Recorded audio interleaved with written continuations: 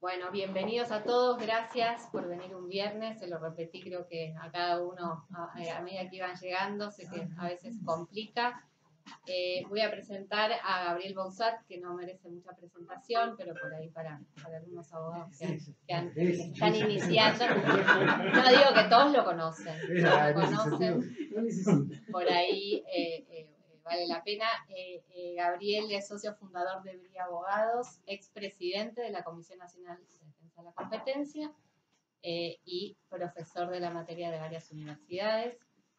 Hoy vamos a hablar de precios excesivos, que ha sido un tema que la Comisión le ha puesto foco en el último tiempo.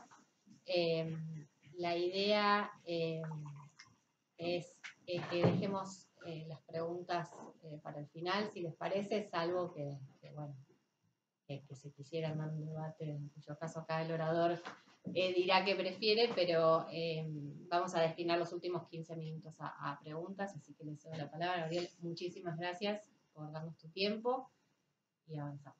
Bueno, muchas gracias a vos, Aiza, por la iniciativa de esta reunión. Gracias a la Comisión de Defensa de la Competencia del Colegio de la Ciudad. Me parece muy importante que el colegio tenga una Comisión de Defensa de la Competencia. Gracias a todos los presentes de estar un viernes a la mañana escuchando estas pocas palabras que tengo para decir. Tengo que reconocer que tengo un enorme cariño por esta biblioteca y sobre todo la de la planta baja, porque cuando era estudiante de Derecho me pasé por lo menos 4 o 5 años viniendo a la biblioteca a estudiar Derecho Civil francés. Están todos los tratados de Derecho Civil en francés abajo, en la planta baja. Yo hacía un curso de Derecho Civil que eran 5 años fuera del currículum en la UBA. Y paralelamente estudiaba en SADAF, que es una sociedad de análisis filosófico, la lógica de los sistemas normativos. Entonces, mi preocupación en esa época era buscar la coherencia lógica del Código Civil. Todavía tengo en mi escritorio el Código Civil que utilicé durante toda la carrera con todas mis anotaciones, la relación entre los distintos artículos. Y yo creo que esos estudios y esas ideas fueron los que me llevaron a pensar bastante tiempo después que la figura de los precios abusivos o los precios excesivos no se condicen con la lógica del antitrust. Es una figura ajena al antitrust. Cuando recibí el mail de AICSA invitándome a esta conferencia y vi el título Precios excesivos, dije, qué paradoja. Hablar de precios excesivos como una figura de defensa de la competencia en un país con más del 100% de inflación y una dispersión de precios increíble y acuerdos de precios de todo tipo, justos, cuidados, etcétera, etcétera. Las empresas presionadas para acordar precios en la Secretaría de Comercio. Me llevó un poco a repasar las clases que doy en alguna maestría sobre esta materia. El concepto de precio abusivo plantea un problema casi para mí irresoluble. Los economistas dicen que tienen soluciones, no sé si hay algún economista acá, que es la justificación objetiva de los precios. ¿Cómo se justifica objetivamente un precio? Bueno, hay ejercicios econométricos de establecer cuál sería el precio competitivo, si se diesen ciertas condiciones ideales que en general en los mercados no se dan, establecer un nivel de costos, establecer un nivel de tasa razonable de ganancia, todas cuestiones ajenas a la defensa de la competencia, a mi entender. Voy a hacer un breve resumen histórico, un poco para ubicar la discusión. Mi formación fue en los Estados Unidos en materia de defensa de la competencia. La Comisión y el derecho argentino se inspira más en el derecho europeo, así que ahí puede haber una mirada diferente, pero las leyes anticompetitivas de los Estados Unidos, sobre todo la Sherman Act y las leyes que la siguieron, nunca previeron ni castigaron el abuso de posición dominante. Básicamente, estas normas o estas leyes lo que legislan son, o lo que prohíben son las restricciones al comercio y la monopolización de los mercados.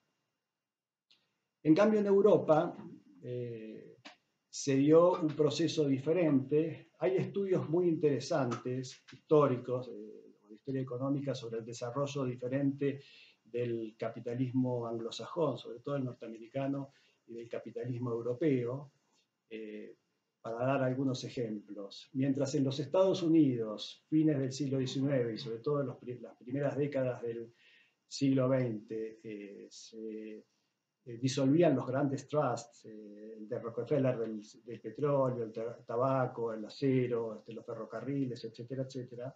En Europa, sobre todo en Alemania, en Europa se promocionaban los llamados campeones nacionales, es decir, las grandes empresas, e incluso en Alemania se alcanzó a autorizar los cárteles, se registraban, se entendían que los cárteles eran una herramienta para bajar la inflación, de forma tal de que vemos dos formas de concebir la defensa de la competencia diferente. Digamos, una pensada en las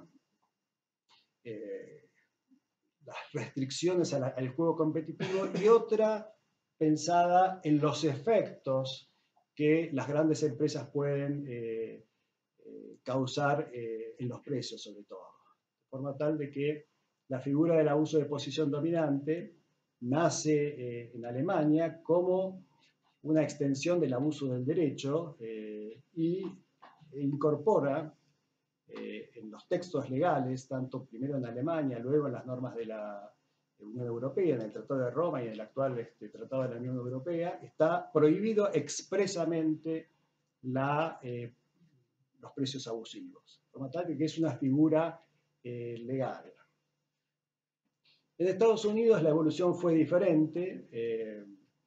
Uno puede ver en el caso Microsoft, por ejemplo, que se hace referencia al abuso, pero el abuso de poder monopólico, y en el caso Microsoft es un abuso de poder monopólico exclusorio, porque ¿qué hacía Microsoft? Excluía de su sistema operativo a programas que no fuesen de la propia Microsoft.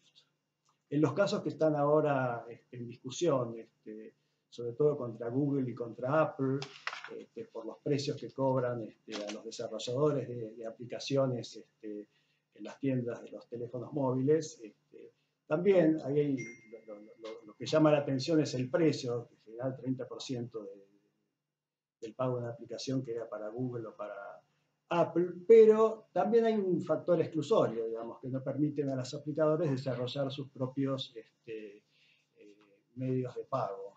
Y tienen que recurrir necesariamente a los medios de pago de Apple o de Google.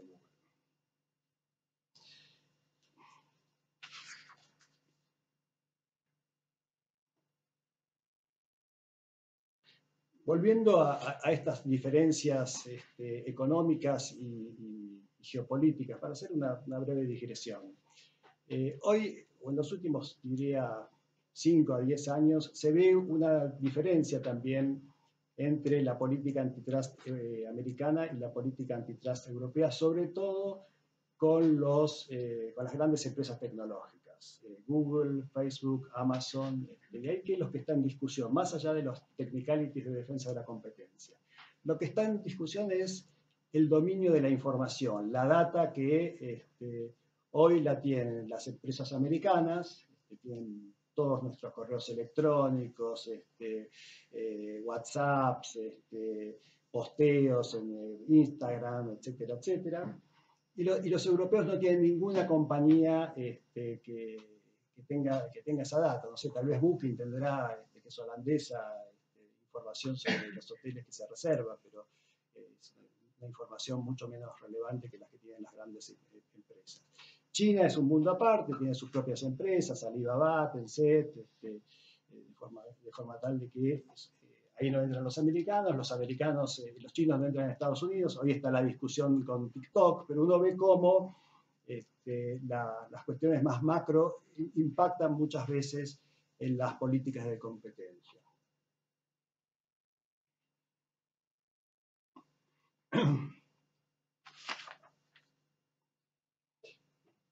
En la Argentina, estamos en la Argentina, los precios abusivos no están prohibidos.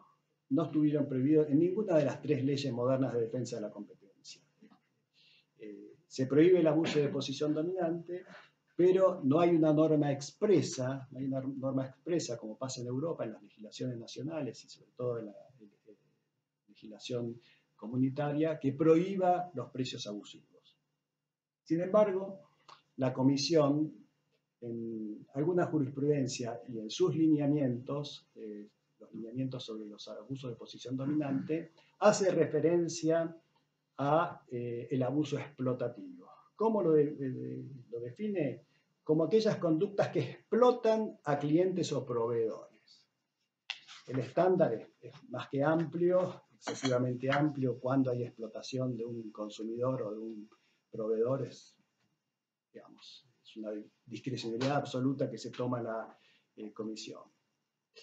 Si ustedes leen los lineamientos, me imagino que todos los que están acá los conocen, habrán visto que la Comisión se expande mucho sobre el abuso exclusorio, pero no dice nada salvo de la definición y la remisión al caso Federación Hotelera contra Sadaic, donde la Comisión aplicó por primera vez de manera, diría, expresa, porque otras aplicaciones fueron más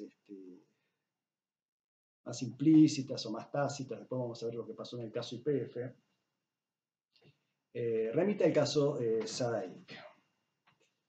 Esa remisión para mí es un grave error por 2 cuestiones, dejando de lado luego la sentencia que revocó esa multa. Primero, Sadaic no es un mercado competitivo. De hecho, la Comisión en su dictamen expresamente establece que Sadaic no afecta a la competencia, de forma tal de que no hay un problema de defensa de la competencia, porque Sadaic es un monopolio legal. Es un monopolio legal creado por ley, que tiene además precios regulados, precios máximos regulados.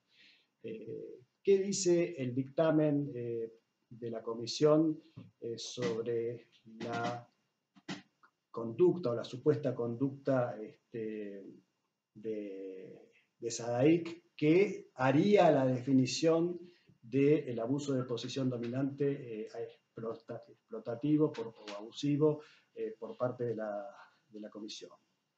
Es fijar aranceles abusivos, más allá que los aranceles están regulados, excesivamente elevados. ¿Qué quiere decir excesivamente elevados? Es materia de discusión. Extraer rentas de un mercado cautivo. Sí, hay un mercado cautivo. Todos los que exhiben públicamente música, canciones, etcétera, etcétera, tienen que obligatoriamente pagar sin ningún contrato por ley a Sadaic, que es el representante de los autores y compositores. Discriminación basados en la capacidad del hotel. Ahí hay una discusión, de hecho, que no tiene sentido entrar, pero es dudoso que haya habido o no discriminación. De forma tal de que esta sería la definición. Algo dicho en un dictamen, en un mercado donde no hay competencia, cargada de adjetivos, sin ninguna precisión, y tratándose de normas sancionatorias, en función del principio de legalidad, la interpretación necesariamente tiene que ser restrictiva. Digamos.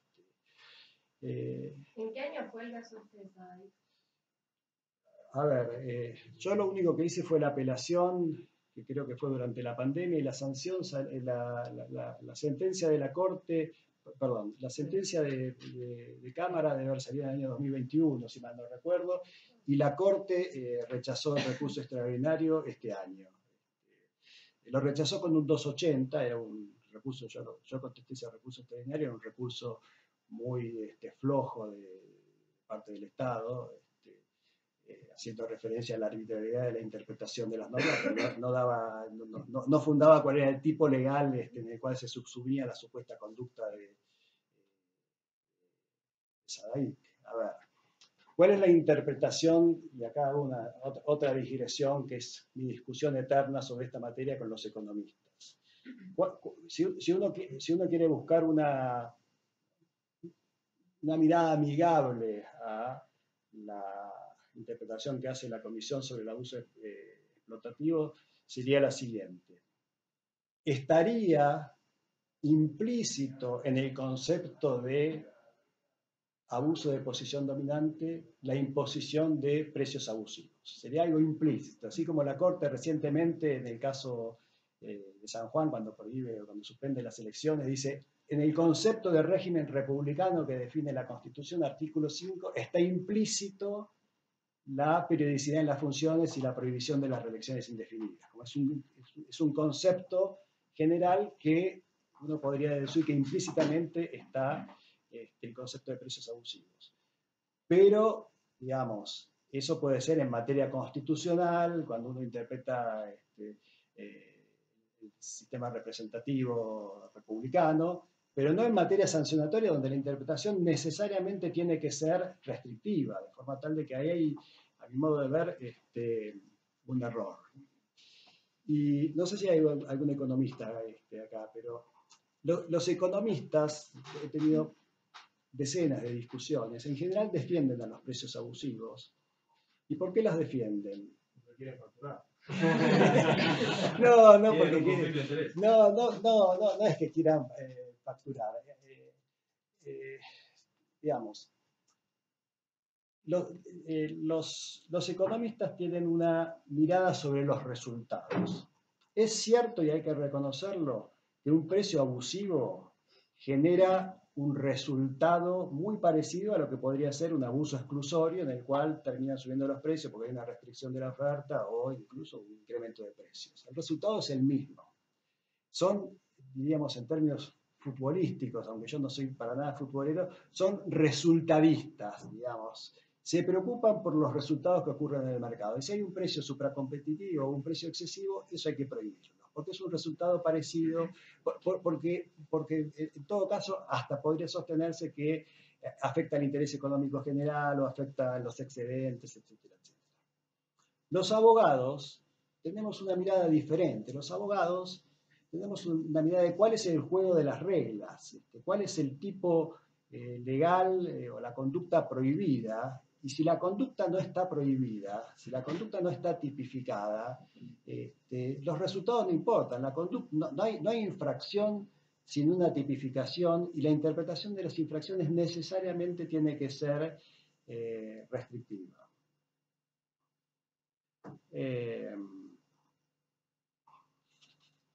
Es decir, los abogados vemos el juego competitivo como lo vería, no sé, un referee de fútbol, volviendo al fútbol. El resultado no importa. En la medida que se cumplan con las reglas del juego, si el partido sale 0-0, 10-0, 1-0, no importa. Digamos. En cambio, los economistas, por su propia formación, siempre privilegian los resultados por encima de las reglas legales.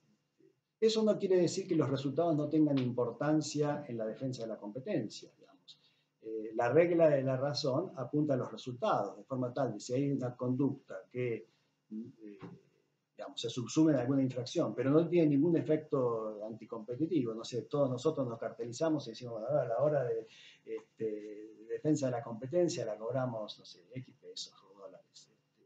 Digamos, va a haber cientos o decenas de abogados, también que el mundo de la defensa de la competencia es muy chico, pero va a haber seguramente muchos otros abogados que van a determinar que nuestro cartel va a ser totalmente inocuo y que no afecta el interés económico general. El consejo que yo le daría a la comisión es que cambien la referencia de los saquen el tema del abuso explotativo y respecto a los precios excesivos o abusivos, remitan a la sentencia de la Cámara Civil que revocó la sentencia. ¿Qué dice esa sentencia? Principalmente, más allá de todas las cuestiones de hecho sobre si hubo o no discriminación, etcétera, etcétera. Lo primero que dice es que la comparación de los precios de SADAIC con los precios de otras agencias internacionales de derechos de autor es improcedente. ¿Por qué? Porque son mercados geográficos diferentes, de forma tal de que no hay discriminación de precios entre mercados geográficos diferentes.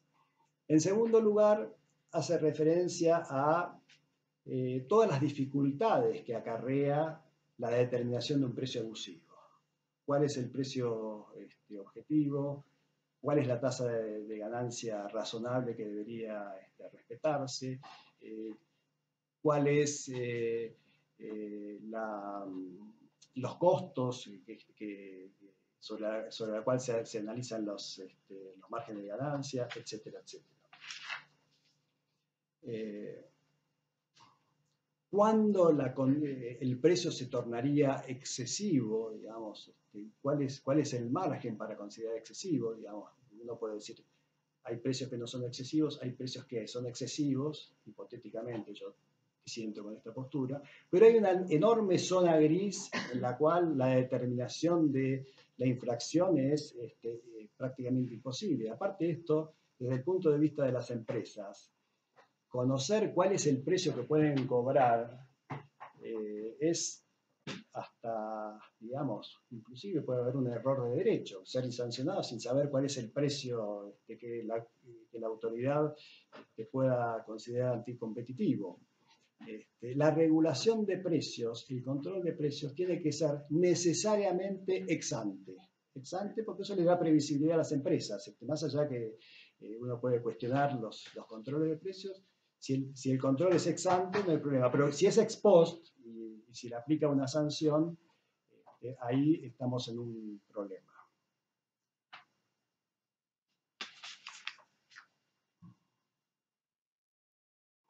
La otra definición importante que para mí hace esta sentencia es que afirma expresamente que la defensa de la competencia apunta a una regulación indirecta de los mercados. Lo que protege la defensa de la competencia es el régimen de libre competencia, no los resultados. Sostiene que ni las agencias de competencia ni la justicia están en condiciones de determinar cuál es el precio razonable, el precio justo, el precio competitivo. Eso es una tarea de los organismos regulatorios que de hecho ocurre. Bueno, hoy la estructura regulatoria de la Argentina está destruida, pero ¿cuál es la tarea de los reguladores? Sobre todo de los monopolios naturales o legales. Establecer mediante un ejercicio de simulación económica cuáles serían los precios y la calidad del servicio que se daría en un mercado competitivo. Es un trabajo de simulación que no lo hacen las agencias de competencia y menos los jueces. En algún momento la sentencia remite al caso YPF, el famoso caso del GLP. Acá está una de las vocales que creo que lo firmó, Viviana, que remite, digamos, no al dictamen de la comisión, sino al fallo de la Corte que convalidó el dictamen de la comisión. Y ahí el fallo de la Corte lo que dijo es que la defensa de la competencia no sanciona los precios excesivos. Tiene que haber alguna restricción de la competencia para que pueda haber una sanción por una conducta anticompetitiva. ¿Y cuál es la conducta que la Corte descubrió? Una reducción de la oferta. Que YPF habría reducido la oferta del GLP, que es el gas de garrafas. Yo estoy llevando una class action defendiendo YPF de una asociación de consumidores que está reclamando los daños y perjuicios causados por el supuesto abuso de posición dominante en el mercado de GLP. Son miles de millones de pesos, está en la Corte con un dictamen favorable de la de la Procuración y con 2 sentencias en contra de primera y segunda instancia. Veremos qué dice la Corte al respecto. ¿En contra de la asociación o en contra de En contra de IPF. Pequeño detalle. No, bueno, sí, en contra de IPF. Ahora bien, cuando yo contesto la demanda, el juicio que tramitó en la Justicia Federal de La Plata, lo que veo, y después lo discutí con el secretario de la Corte, que ahora está jubilado, ¿no? Pero que fue el que redactó el fallo, que YPF se había defendido horriblemente mal.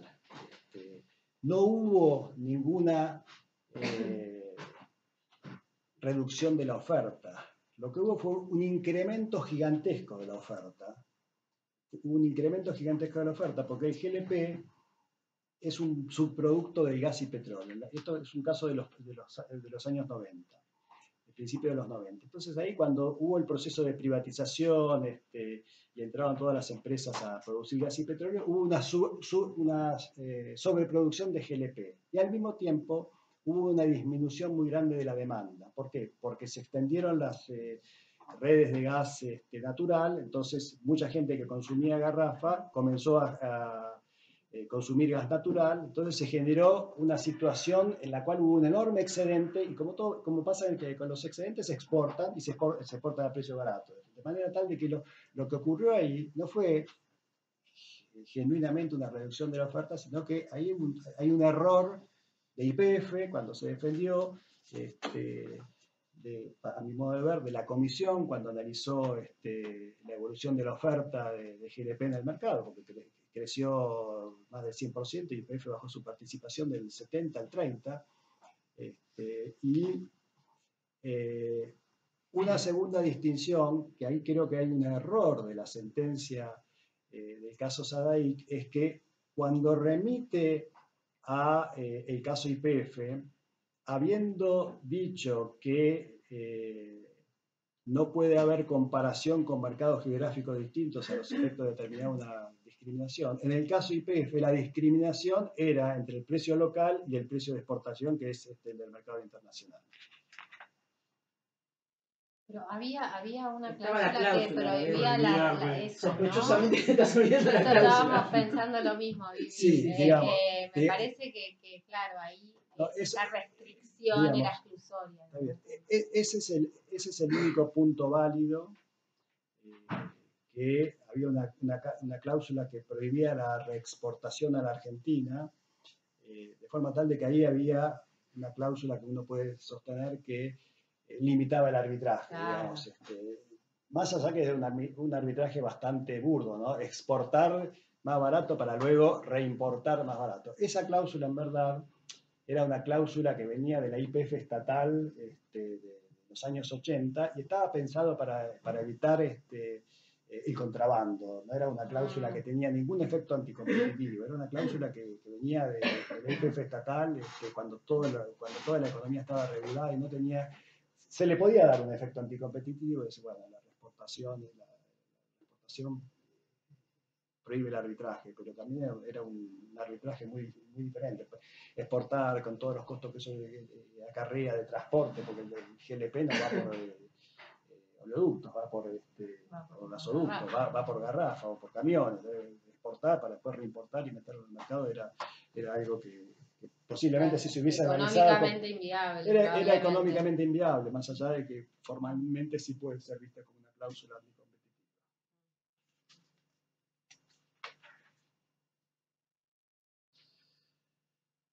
A ver, ¿qué se entiende técnicamente por abuso de posición dominante explotativa? Es aprovechar el poder de mercado que una empresa puede tener para aplicar precios altos. Esta es la conducta. No hay ninguna restricción a la competencia. De hecho, la comisión en el caso Sadaic expresamente dijo, acá no hay restricción a la competencia. Sadaic no restringió la competencia porque no hay competencia, no hay mercado, es un mercado monopolio. Hay situaciones en las cuales las agencias de competencia se ven en situaciones muy paradójicas. A mí me pasó cuando se establece el corralito, no sé, acá hay gente muy joven que por ahí no sabe qué fue el corralito, pero el corralito fue una medida desesperada de Cavallo al final del gobierno de la Rúa que prohibía retiros de los cajeros automáticos de más de 250 pesos. 300. Creo que 250, puede ser 300. Mi memoria suele fallar. Entonces, ¿qué pasó? La mitad de los comercios argentinos operaban sin postnet, no había postnet. Entonces hubo una demanda gigantesca de todos los comercios que desesperados salieron a comprar un postnet. El precio de los postnet, que creo que había 2 empresas que los producían, los importaban, subió, subió como sube cuando hay un exceso de demanda causado por situaciones bastante atípicas, ¿no? Bueno, lo primero es que actúe la Comisión de Defensa de la Competencia, etcétera, etcétera. Yo tuve una conversación en el Ministerio de Economía y digo, muchachos, regulen, negocien, porque esto no es defensa de la competencia, acá hay un problema de oferta y demanda. Si se genera una demanda extraordinaria y los precios van a tender a subir, eso es competencia. Bueno, al final lo arreglaron políticamente, no sé, sentó Cavallo que era ministro en esa época, no sé quiénes, y bueno, se arregló. Lo mismo pasó, no conozco los detalles, en la pandemia con el precio del alcohol y el alcohol en gel. De golpe estamos todos en pandemia, todo el mundo lavándose las manos con alcohol, rociando, no sé, los autos, los volantes, las bolsas del supermercado. Bueno, también creo que lo arreglaron políticamente, no sé cómo lo arreglaron, pero creo que hubo... Pero hubo un expediente por alcohol en gel, sí, otro por respiradores. Bueno, hubieron esos expedientes y al final en esas situaciones se arreglan políticamente. Un caso que yo les recomiendo siempre a mis alumnos de defensa de la competencia que lean es el caso de Ercolano sobre el congelamiento de los precios de los alquileres. Ercolano contra Lantel es un caso de los años 20. Ahí está detallado con mucha claridad el problema de los controles de precios. La Corte convalidó el congelamiento de los alquileres en su momento, pero ¿qué argumento utilizó? Utilizó el argumento del monopolio virtual. Obviamente que en el mercado de alquileres de la Argentina de los años 20 no había monopolio, había miles de casas, pensiones, cuartos que se alquilaban, miles de dueños, propietarios, etcétera, etcétera, y había miles de inquilinos que alquilaban. Lo más ajeno a un monopolio es el alquiler de viviendas. Es un mercado, digamos, que rige la oferta y la demanda, más allá de las distorsiones que ha habido con todas las leyes. Ahora bien, la Corte, para justificar la convalidación del congelamiento, recurre al famoso caso de los elevadores de grano de Chicago, que se llama GRUM, el caso de los años 20, donde por primera vez la Corte norteamericana convalida un control de precios. Pero ahí lo que estaba en discusión era el acceso a facilidades esenciales. ¿Qué pasaba en Chicago en esos años? Chicago es la gran zona maicera de los Estados Unidos.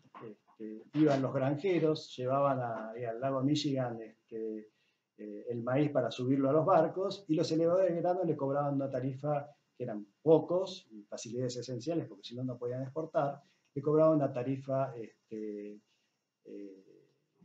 excesiva, y lo que hicieron los norteamericanos es ponerle una tarifa regulada y una open access, de forma tal de que en casos de facilidades esenciales, la regulación es válida. Puede haber un open access, puede haber una regulación de precios, pero tiene que ser ex ante, no puede ser ex post. Ahí es muy interesante la disidencia de Bermejo en ese caso de Ercolano, donde dice, bueno, los temas de oferta y demanda son temas ajenos a la justicia. No puede, cuando sube mucho la demanda y suben los precios, intervenir el Estado o la justicia en este caso, y qué pasa si baja la oferta y bajan los precios, tendría que intervenir. De hecho, la Argentina intervenía muchas veces con precios mínimos.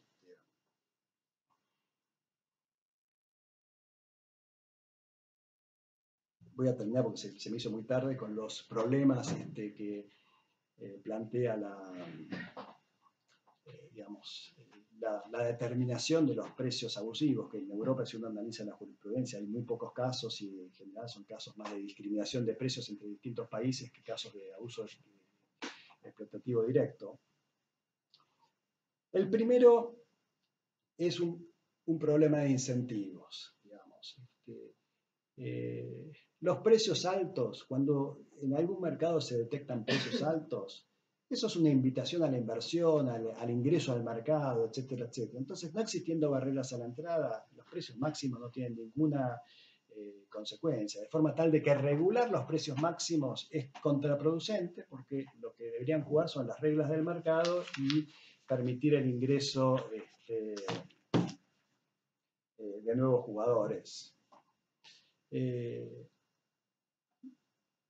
Al mismo tiempo, la regulación de los precios abusivos lleva a... es irreconciliable con las reglas, la lógica del antitrust, que es la libertad de precios. Entonces tenemos libertad de precios hasta un punto que no conocemos cuál es. El tercero es que la sanción de los precios abusivos, paradójicamente, garantiza el mantenimiento de la posición dominante, porque si hay un jugador dominante que se le obliga a bajar los precios, ese jugador va a mantener su posición dominante porque no va a haber un incentivo de los competidores a ingresar a un mercado donde haya precios regulados por las agencias de competencia. Correcto, y el precio abusivo aparte siempre se tiene que dar con un sujeto que tenga posición de dominio, porque si no ya sería como ridículo, o sea, sancionar. Sí, sí. Entonces eso que decís es exactamente. Por eso, pero también necesariamente las agencias tienen que entrar. Es una cuestión de análisis de costos, que es imposible efectuarla, imposible, digamos. Puede ser en algún producto, pero no sé. Analizar los costos, no sé, de Unilever, que fabrica, no sé, cientos de productos. ¿Cómo alocás? ¿Qué? ¿Cómo imputar los costos fijos? Claro, cómo imputar los costos fijos, los costos variables, los costos cambiantes. No se compra plástico para hacer envase para 17 productos distintos. Sadaic hizo ese análisis de costo. No le pidió los balances a Sadaic. No se los pidió. O sea, el primer test en Europa, que es mirar los costos contra los precios, en Argentina no lo hizo. Es que en verdad no hay costo, porque claro, son derechos intelectuales, son derechos intelectuales. Claro, sí. Entonces no tenés un costo de producción. Debe tener, pero no se evaluó porque Sadaic, no, en Europa no hubo casos. Organizaciones similares a Sadaic no hubo casos. Que yo sepa, en Estados Unidos hubo uno en la cual se discutió más que los precios que cobraban, el monopolio y la Corte determinó que era un monopolio y que no había otra forma que los compositores se asocien en una única entidad para cobrar los derechos. Después hubo un caso que lo promocionó un argentino, que no sé, que creo que no llegó a ningún lugar, diciendo que sostuvo que esa sentencia de la Corte, que creo que es de los años 50 o 60, ahora con las nuevas herramientas tecnológicas, internet, etcétera, etcétera, podría cada autor poder cobrar sus propios derechos de autor sin tener que recurrir a un intermediario como es Sadaic. El tercero es determinar el régimen, el margen de ganancia razonable. El margen de ganancia, ¿cuál es? Digamos, por ejemplo, Apple, que tiene un margen de ganancia, no sé, del 30 al 40%. Es la empresa que más dinero gana en el mundo. Es una empresa que compite, digamos, compite con todos los fabricantes de teléfonos del mundo, tiene un producto excelente, lo cobra caro, claramente lo cobra caro, tiene un margen de ganancia claro y está compitiendo. Puede haber una empresa dominante que tiene un margen seguramente mucho más bajo que Apple, de manera tal de que los márgenes de ganancias, cuando se regulan, afectan la eficiencia, porque una empresa puede tener un gran margen de ganancia por la eficiencia. Sí, perdón, y vuelvo a algo que vos comentaste, podría incidir negativamente en la reinversión, en el desarrollo de nuevos productos, de mejores cosas. Sí, totalmente. Así que bueno, estamos sobre las 12. Para concluir, digamos, más allá, concluiría de dos maneras haciendo referencia ya a la Argentina. Hay un argumento dogmático legal, la conducta no está tipificada y no se puede aplicar por el principio de interpretación restrictiva de las normas sancionatorias, y hay un problema económico de prueba, fáctico, que hace a las dificultades de determinar cuál es el precio excesivo, por la dificultad de determinar los costos, los márgenes de ganancia, el precio objetivo, etcétera, etcétera. Y por otro lado, su sanción genera una enorme incertidumbre jurídica, una falta de seguridad jurídica, porque el empresario nunca puede desconocer incluso si el precio que está aplicado puede terminar siendo sancionado o no, que es el problema de los controles ex post facto de los precios. Así que bueno, muchas gracias.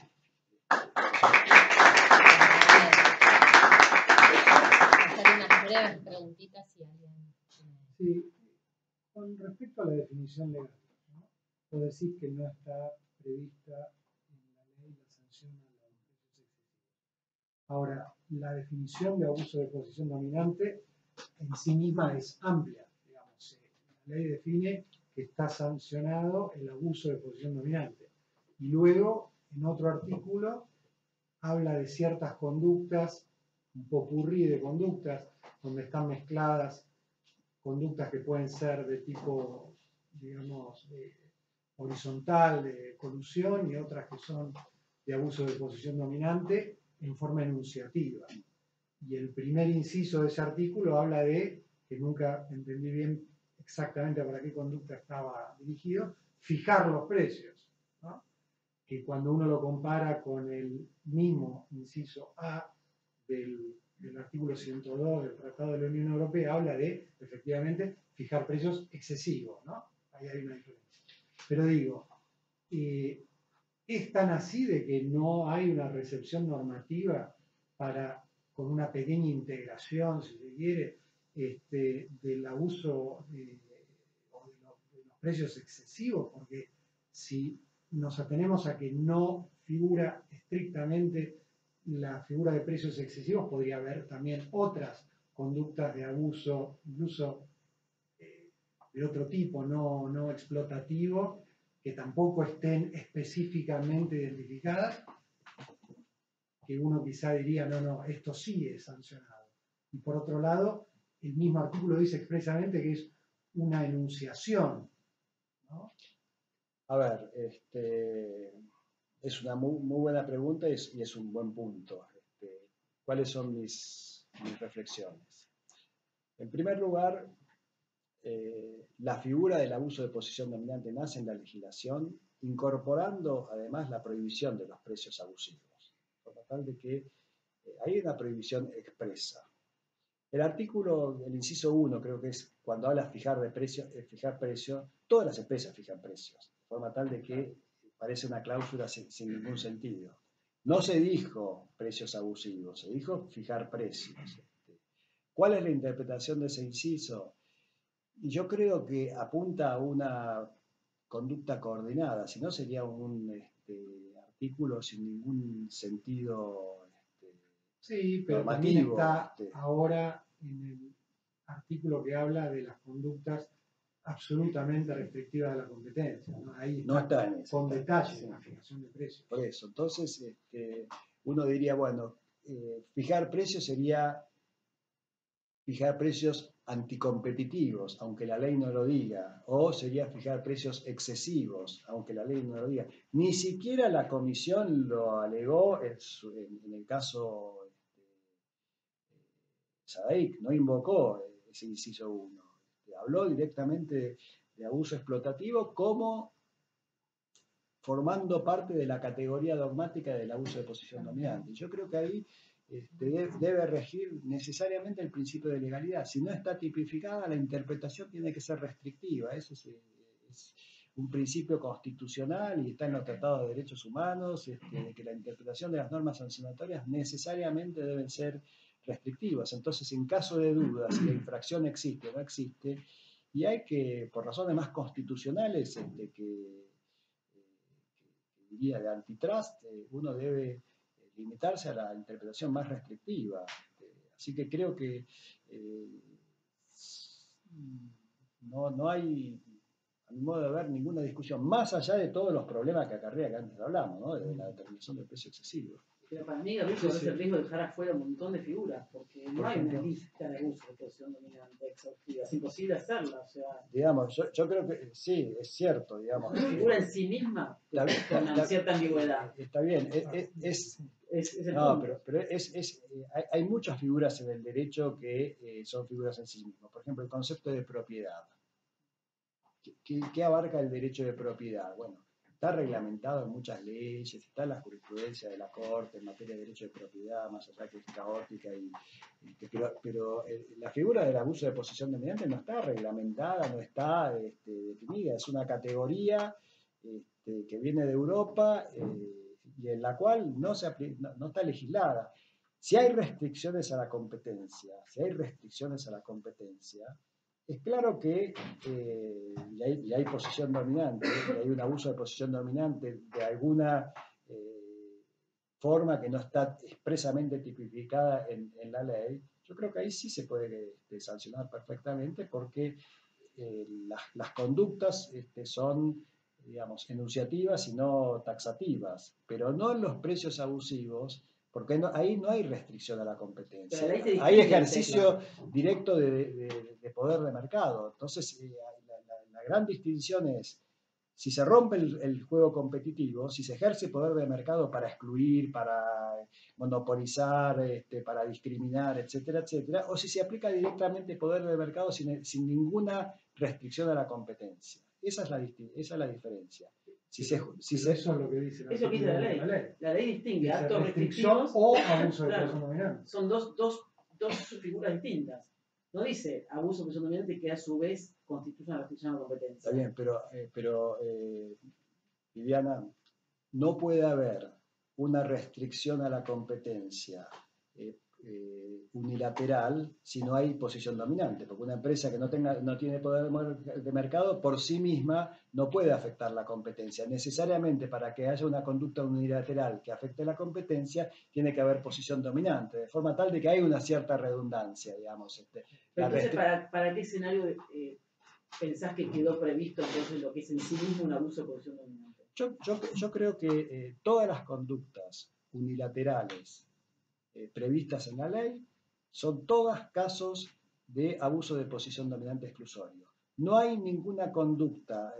En la ley tenés dos clases de conducta: las coordinadas, los cárteles, por un lado, y las unilaterales. Las unilaterales, para que generen efecto, necesariamente son abuso de posición dominante. No, ¿por qué? Porque el abuso de posición dominante es tener poder de mercado y si no tenés poder de mercado no puedes afectar la competencia. Esto es casi tautológico. Pero una discriminación de precios a un consumidor final, ¿no sería para vos una práctica sancionada por la ley tampoco? No, de ninguna manera. No, digamos, porque no afecta a la competencia. Puede haber un problema de defensa del consumidor, que es otra lógica distinta. ¿Cuál es la en definitiva es lo mismo, digamos. Es un abuso directo del poder del mercado. Por eso, pero digamos, acá hay que distinguir las conductas prohibidas de los resultados. Vos podés llegar a los mismos resultados con conductas no prohibidas. Ahí, en algún caso puede haber una regulación económica, en otro caso puede, no sé, haber un control de precios. Yo soy totalmente enemigo de los controles de precios, más allá que están legislados. La ley de abastecimiento que se mantiene, ahora es el decreto 737, creo que en la época de Macri, el decreto de necesidad de urgencia, te regula márgenes, producción, precios, etcétera, etcétera, de forma tal de que hoy las empresas están sometidas a una regulación esquizofrénica, porque les aplica la ley de defensa de la competencia y les aplica la ley de abastecimiento. Unas son mecanismos de mercado y otros son mecanismos que suplantan los mecanismos de mercado. Entonces, ¿qué hago? ¿Compito o me regulan. Esa situación se da. Es cierto que existen los precios excesivos. Hay precios que pueden ser excesivos, empresas que aprovechan de su posición dominante y cobran por ahí un precio superior al precio supercompetitivo. Eso es cierto. Pero esto no está prohibido por la discriminación. Sí está prevista expresamente. Pero la discriminación que afecta la competencia, digamos. Por eso, una discriminación que responde a la demanda. No sé, que los supermercados de la zona norte vendan más caro que los supermercados de la zona sur los mismos productos. Eso es una discriminación que responde a la demanda. O que haya, no sé, restaurantes más caros que otros por la misma comida. Eso es por la demanda. Cada uno responde a su propia demanda y ahí no hay ningún problema de competencia. Es un problema de oferta y demanda. No veo un problema de competencia en esos casos. Y más ahora, digamos, con todas las tecnologías de precios dinámicos, no sé, los precios de los hoteles, los precios de los pasajes de avión. Querés comprar un pasaje de avión, entraba, vale $1.000, entras a la media hora, como ya saben que entraste, te lo suben a 1.100, y entraste una tercera vez, te lo suben a 1.200. Tenés que entrar con computadora diferente para que te mantengan el precio, digamos. Ahí no hay una discriminación de precio. Hay un juego de oferta y demanda, nada más que eso. Así que las leyes de defensa de la competencia tienen que ser muy quirúrgicas. No pueden ser, a ver, che, no me gusta, está caro tal cosa, bueno, investigo esa empresa porque me parece que el precio está caro. Sobre todo eso genera una enorme inseguridad jurídica, discrecionalidad de la administración, falta de reglas, de manera tal de que me parece que es un error. Y digamos, la ley es confusa, es imprecisa, las figuras son muy amplias, se prestan a distintas interpretaciones. Entonces, un derecho sancionador con infracciones relativamente abiertas necesariamente tiene que ser interpretado en forma restrictiva. Eso es el principio elemental del derecho sancionatorio. Las interpretaciones son restrictivas. Entonces, en caso de duda, lo más restrictivo, porque hace a la libertad de comercio, hace al ejercicio de los derechos de propiedad, digamos. Del otro lado hay derechos constitucionales, a comerciar, a contratar, a ejercer industria lícita, de manera tal de que no es una ley contra la discrecionalidad de las conductas. Los ejercicios de los derechos económicos de las empresas están respaldadas por derechos constitucionales. Yo creo que la dificultad de encuadrar el tema de los precios abusivos o explotativos es evidente no solo acá, sino en varios países que no hay grandes sanciones. No es una conducta que ha logrado ser sancionada, investigada demasiado ni en Europa ni en Estados Unidos. Y bueno, acá tenemos el caso de Sadaic como algo, pero no se logra sancionar a empresas que evidentemente tienen precios excesivos, abusivos, explotativos. En Europa hay casos. Poquitos, ¿no? Es muy difícil de el leading case europeo es el de las bananas. ¿Qué pasaba en Europa?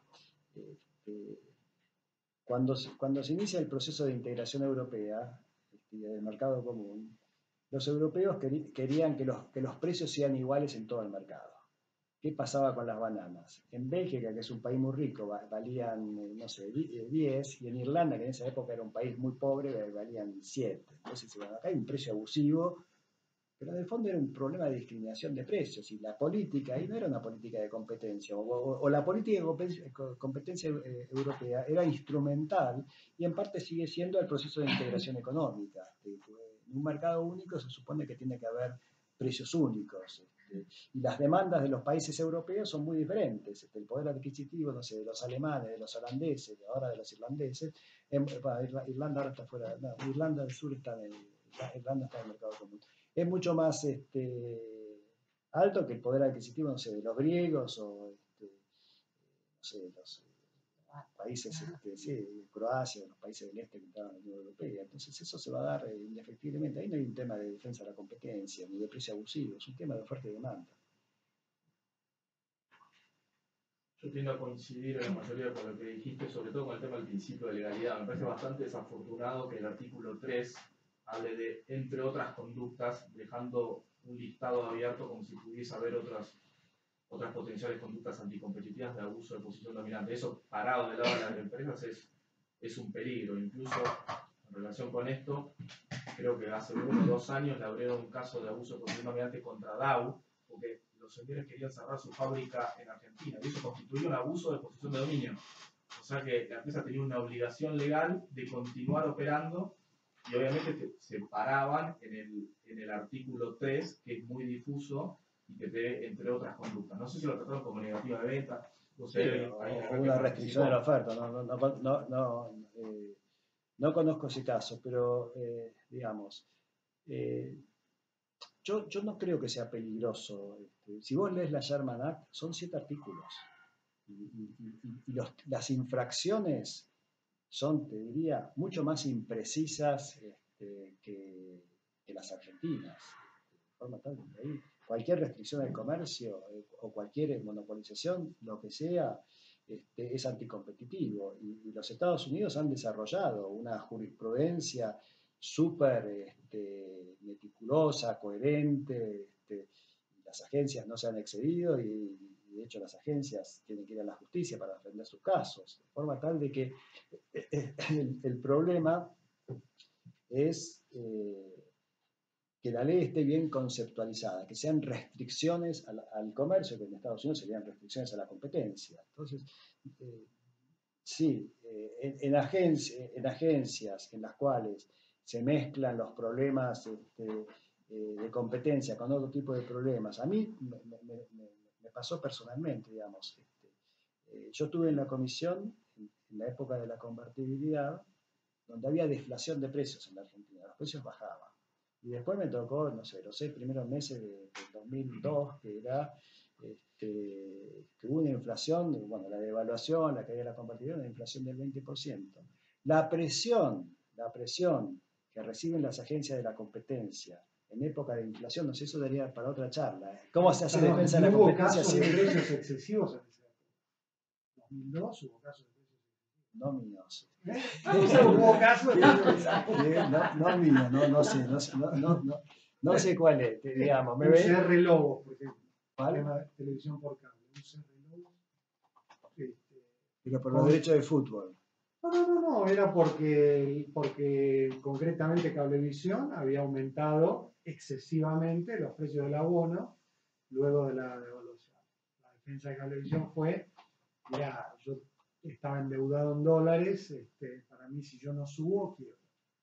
En ese caso no lo tengo en mi radar, no lo tengo presente, pero... Lo bloquea. pero digamos... nunca llegó a sanción. Digamos, claro, no llegó a sanción, por eso. Yo recibía presiones para allanar empresas. Así, venían los secretarios de comercio, che, allaná esto, allanamos esto. Pero sí, digamos, en situaciones, y puede pasar ahora también hay algunos casos que responden a la desesperación de la Secretaría de Comercio, que es, la verdad, un error de política económica muy grande. Digamos. La inflación es un fenómeno macro, y en la Argentina, por la locura nuestra, el secretario de Comercio es el responsable de los precios y de la inflación, cuando lo es el Banco Central y el déficit fiscal. Entonces, que los secretarios de Comercio se hagan cargo de la agencia de competencia, esa es para otra charla, que utilicen la agencia de competencia como una herramienta para controlar los precios, me parece que eso es una... no aplica la ley de abastecimiento. Sí. Como para continuar con la... Sí, por eso. Y que son contradictorias, ¿no? Así que, por eso, bueno, nosotros tenemos un nivel de seguridad jurídica y de regulación muy deficiente, muy deficiente. De manera tal de que hay que ser restrictivo, hay que limitarse a la tarea, hay una responsabilidad institucional, hay que tener claras las ideas, hay que entender la mentalidad de las empresas, de los negocios, y no caer en visiones, digamos, facilistas que se pueden arreglar de otra manera, digamos. Si sube el precio del alcohol en medio de la pandemia, bueno, arreglarlo políticamente, sentate con los fabricantes, llegar a un acuerdo, pero no te metas en defensa de la competencia. O sea, sin cable, si Cablevisión subió, después de una devaluación del 200%, subió la tarifa, bueno, qué sé yo, ahora el gobierno quiso pasar a servicio público, al acceso a internet, regular los precios, la Corte de la Justicia se lo revocó con toda razón, es un mercado de competencia, más allá de que haya empresas que en ciertas zonas puedan tener una posición dominante, pero hay competencia y la tecnología abre las barreras a la entrada todo el tiempo, así que me parece que esos temas, esa desesperación por los precios, digamos, por los efectos y no las causas que están en el gasto público, no tiene ningún sentido. El caso del alcohol en gel, más que por la política, se resolvió por el mercado, ¿no? Porque justamente me gustó esta visión que vos mostrás de ver el mercado como un proceso y no como un resultado. Fue lo que hicieron que suban los precios por un aumento de la demanda, y ese precio, que es una señal de información que es captada por otros potenciales oferentes, ingresaban al mercado. Incluso el cliente del estudio que estaban en un rubro no relacionado con el alcohol en gel, empezaron a producir esa señal de precios y empezaron a producir. Y hoy todos los que incrementaron su capacidad productiva de alcohol, y bueno, estarán esperando, no sé, qué sé yo, perdieron dinero, pero a mí cuando me consultaron, me digo, mira, no vayas por la defensa de la competencia, andá por la salud pública. En todo caso es un tema de salud pública, no es un tema de competencia lo que está pasando, porque la gente no va a comprar alcohol porque la demanda respondía a un motivo de salud pública. Entonces, si te hace algo por el lado de salud, no lo hagas por el lado de defensa de la competencia. Lo que creo que pifia la autoridad y que queda en ridículo a veces es hacer exactamente eso mismo con las figuritas del mundial. O sea, pasar de un tema de salud pública a actuar con las figuritas del mundial. Es absurdo. Bueno, sí, eso es absurdo, sí, digamos. Eso es política, es una defensa de la competencia. Estás en el medio del mundial, las figuritas eran carísimas. Yo conozco de no había figuritas, sí, le hicieron una negativa de venta, claro. Se salió todo el mundo a comprar figuritas del mundial y se acabaron las figuritas. O sea, el propio gobierno que te apura para que fabriques, no te dejaba importar. Y después también, por último comentario, no quiero monopolizar, me parece que hay un tema de prioridad de política de defensa de la competencia. O sea, teniendo tan descuidado el tema de los cárteles, que son abiertos, ya obscenos, dedicarte y dedicar los recursos muy escasos de la administración a analizar un caso de abuso de posición dominante explotativo por un aumento de precios excesivo, me parece que es una mala alocación de los recursos escasos que tiene la autoridad. Yo coincido totalmente con tu comentario, digamos. Yo creo que todos conocemos los carteles que hay en la Argentina, digamos. La Argentina es una economía que está muy cartelizada en muchos mercados muy importantes. Eso lo sabe la agencia de competencia, lo sabe todo el mundo, es Vox Populi, algunos estarán más ocultos, otros no. Se sabe que todas las compras públicas están cartelizadas, las licitaciones están cartelizadas. Hay una economía cartelizada que es donde debería centrarse las investigaciones. Obviamente que es más difícil investigar un cartel que investigar una posición dominante, porque las empresas que tienen posición dominante son más fáciles de detectarlas. Sí, uno depende mucho de la prueba y el otro es más conceptual. ¿Sí? No, es que la prueba te la provee el denunciado al final, porque el precio son los libros. Sí, la prueba de un cartel es mucho más difícil que la prueba de un abuso de posición dominante. Por lo menos sin programa de clemencia. Sí, pero el programa de clemencia, creo que no hubo un solo caso, no sé, yo no conozco ninguno, no sé si alguien alguna vez fue a arrepentirse a la comisión, no creo.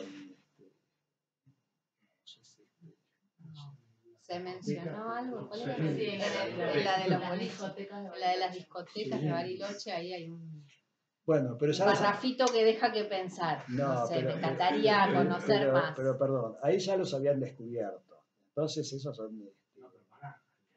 Le reducen, por eso le reducen. Bueno. Al denunciante, no a los denunciados. Al denunciante. Bueno. Cuando se abre el sumario, cuando los imputan al denunciado. Y a la hora de al denunciante. Perdón, al denunciante. Y a la hora de O imponer sea, el sanción, denunciante se transforma en denunciado y le reducen la... es lo que dicen. Pero sin un procedimiento de clemencia. No, por eso, bueno, si el denunciante así van otros, digamos, los carteles son en general bastante inestables, ¿no? Entonces siempre hay alguno que se pelea y bueno, hacer la denuncia, como denunció, le le redujeron por haber denunciado, no por haber entrado en un programa de clemencia y haber dado información, sino por haber sido denunciante. Bueno, muchas gracias, Gabriel, un lujo tenerte. Gracias, bueno, muchas gracias a todos por estar, gracias por las preguntas. Bueno, muchas gracias. Nos veremos en la próxima.